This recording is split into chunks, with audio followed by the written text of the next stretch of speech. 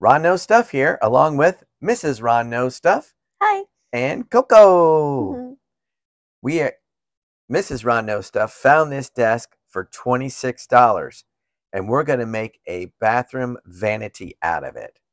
So here I am unscrewing the desktop.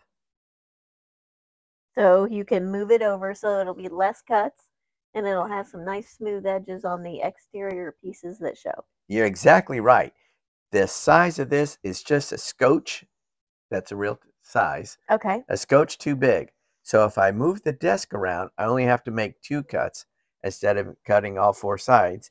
And we keep the, like you said, the 2 sides, the exposed sides will be the sides that have the original character. So here I'm just getting the little support piece out of the way and getting everything just lined up, seeing what all I'm going to do. I will use this support piece later just for more bracing. And I'm just checking the fit, getting everything squared away. And once I do that, oh, these are hidden brackets that hold the desktop in place. And they stuck out about 1 inch. Did they really? Yeah, so that wouldn't allow me to cut it as tight as we talked about. So all I did, turn them around, flipped them inside. So instead of screwing from the outside, I screwed from the inside. You know what we should have done? What? Is flipped it the other way. Yeah, I looked at it and doing that, Uh-huh. but we're going to cover this top, and we'll show that at the end, Sure. what we're going to do. But the sides that I ended up cutting were better to cut. Okay. So, yeah. So here I am marking the 2 sides I'm going to cut. Mark twice. And the reason we're having to trim it down is because that extra 3 inches makes a difference in the spacing between the tub and the sink counter. Yeah, it's a little tight in there, but it is a big bathroom, but still a little tight. So this is my straight edge that you also use it for the saw blade, but I'm using it to get my line. And you taught me well. I measure many times, not just twice. Many times. You're right. So I can measure once, cut twice. No? No. You are so hard to teach things to. It is measure twice, cut once, and in your case, measure 5 times and cut once. Yeah, I kind of going overboard here. But I want to make sure that everything fits in right and is good and tight and exactly how we want it. So since I've done all that, now it's time to take it outside and cut it. Awesome. So here I'm measuring the gap for the blade. Now I want the heavy part of the saw to be on the table, not on the piece that I'm cutting off. So you can see there, and it's like a 4-inch from edge to edge. And that piece clamps and makes a nice, look at me, I grew an extra arm. Makes it cut a nice straight cut. And that wasn't my arm. No. That was your father-in-law. Yes. Assisting you with the cut. Ron knows stuff, Phil knows more. So here I am again. The heavy side of the saw will be on you called him fill in the gap. Or fill in the gap. It could be that. That's fine. So here I am cutting a nice. Now I used an extra fine blade for this cut because I want it to be nice and easy. And honestly, I didn't have to sand nothing. Yeah, it was really nice. He actually complained about spending the money on this blade, but then it's worth it. So thank God he listened. So here you wanted a shelf at the bottom. There was already a little like 6-inch one, but we wanted to come out further. Yeah. So we bought a stair board because it's already beveled on the one side. Yeah, stair step. And here I am just cutting it to size. Of course, my battery died, but I did cut it and Coco made sure it fit. So it fit in there nice. And Coco's talking to the other dogs. So now here I'm measuring because this has 2 drawers up front. So we're going to lose access to one, but I wanted to make sure that we didn't interfere with the other drawer. So that's what I'm taping off right here. And then here I just draw a little bit of a square or an X, and that gives me the center of it. So that's the center of where I want the sink to go. Now the sink is ceramic. We got that at Habitat for Humanity resale lot for $5. So that's $31 so far. And you had to clean it real well. Yeah, I had to clean it, but there's no blemishes on it, nothing. But it's a 16-inch round. So I took a string with 2 washers. I drilled a hole in the middle, or put a screw in the middle, and then I went around and you did 8.5 inches. Yeah, 8.5, because you need a little spare, right. little extra. Right. Because it's at an angle. Yeah, and then I drilled a little hole, starter hole, and now I am jigsawing. So yeah, back to the sink. That was $5 and a little elbow grease. A lot of elbow grease. Yeah, but it looks great. There's no blemishes in it, no nicks, nothing. True. We spent $15 for the lumber for the shelf, and then again $26 for the desk itself. So what is that? $36 so far, right? Oh, you said 15? Yeah, 15. Oh, 41. $46.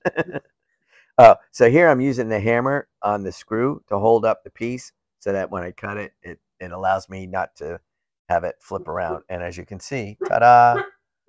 Coco, stop, please. Yeah, that worked. So I'm just cleaning everything up now. Well, and you got that little, yeah. Yeah. And this is the faux front, so it matches on the other side. Right. So all I did is, again, I take my saw and I cut it. This way I have a nice little lip on the inside so that I can screw it down with. And here we go, cutting. And you can see it fits right there. Now I'm just dry testing. Oh, here I'm marking. So because I got to cut holes in the back of it. So I just put lines for the top, and then I use my hole saw and put the hole saw at the top of that line. And he's using his phone to light it up because the pencil was so dark next to the dark wood. And as you can see, it fits in nicely. And there's the pieces we cut off. We might use them as little backer pieces. See how it's looking so far? But we do have a tile for the backsplash. Well, yes. So here I am. I drilled a little starter hole, and now I'm screwing that in. And then I'm screwing it in from the other side here. Drill a little. I prefer to drill holes on this older wood so that it doesn't split. And now I'm putting in the screw. And then you put the screw in. Right. And then I make my final adjustments, and I put in my second screw just to keep it nice and square. And as you can see, maybe. No, I didn't demonstrate it. But so here now there's, as I mentioned, there's a shelf behind that. And I'm just extending the shelf. So I'm getting at the same level. I had some boards on this side to do the height. And on the other side, I don't know if you can see it, but I have clamps so that that's holding up the other side. Oh. And then I drilled screws in, and I'm using 3-inch screws to go all the way across. So that gives it nice support on that side, because we don't see that side. But on the side we do see, I don't want screw heads showing from the outside. Exactly. So I chiseled out little indents, and then I took these little braces that I had laying around, and I'm screwing those in. Again, I'm using nice long 3-inch screws, but I only use like a little tiny screws, right? So it doesn't pierce through the wood. Right. So I got it nice and level, and as you can see now, I'm putting in the long screws on the other side. There's 3 on there. That's good. That way we can put some things underneath there, like absolutely a towel, a washcloth, or soap, or whatever. Right. And then I'm screwing the other side in, and I wanted you to see what that looks like. So taking the clamps off, see? No screws. And on the other side you did. Now, of course, getting everything ready. So I'm sanding down the holes so that when we do put the final coat on it, if it's tung oil or whatever, it's ready and it's done. But we do have plans for the top of it. We want to try something different. You're going to see that at the end. So keep watching. And if you haven't liked and subscribed, make sure you do, because there's more stuff coming. And it really helps us. It really does. And Coco loves it. We buy her a treat for every subscriber. So here the faucet we got on Amazon for $30, and it came with all the little pieces. And the hoses and all Right. that. And sometimes you can't get the plumber's tape around. So I put that on you can use a pencil or something like that and then roll it around. You want that tape to go in the direction that you're screwing it on. And you want to leave like the first thread unwrapped so that everything bites properly. And you just get it nice and tight to the depth you're supposed to. Now this is the drain, and there's a beveled edge. Normally you use plumber's putty, but this came with all kinds of gaskets, so I didn't. And again, that's plastic. You got to watch that. Here I am putting the plumber's tape again around the faucets, and now as you can see, everything just slides right in. So I haven't glued the sink down yet, but I can do that later. Well, I want to see how the top idea works first. Yeah, we're going to show you a top idea at the end. And let us know what you think of it. And have you done it before? And if you have, let us know how it worked and if there's any tricks we need to know. Otherwise, we won't know stuff. We're going to learn stuff, so you'll know stuff then. Exactly. So here I'm just putting everything in. These hoses that came with the faucet, they're color-coded. So one has red stripes for hot and blue stripes for cold. Oh. So here I'm dry fitting everything. These things all have these rubber plastic fasteners, gaskets, so that you make sure they don't tighten. And again, you got to be careful with plastic. You want to hand tight it, but not too tight. Here I'm trimming the drain pipe with my pipe cutter, and I'm just tightening everything up. So I have 1, 2, like 3 gaps where water could leak. So we want to make sure that we get them good and tight. I do caution you about using pliers like I am, because you want to make sure that they don't over tighten, because then you'll snap the plastic threads. I'm not sure what then you'll get leaks. Yeah, she just likes to bark. She's overtired. Sorry, trying to get her to be quiet and it's not working. Yeah, no. So now that we've gotten everything done, let's test for leaks. Please, no leaks. Fingers crossed. So I turn on the water, and then I put the drain on so that I get a whoosh of water through. And let's go downstairs and check. And you see there's no drips anywhere. Score. So finishing up the top, there's the 2 pieces, 1 piece, 2 piece. So we're thinking about putting those at the back. We may not do the side, but I kind of like the look on the back. What do you think? I like it. Okay. And then here comes the little treat. This is what we're going to do the countertop in. What do you think about this? Oh, wait. Let's put the drawer in first.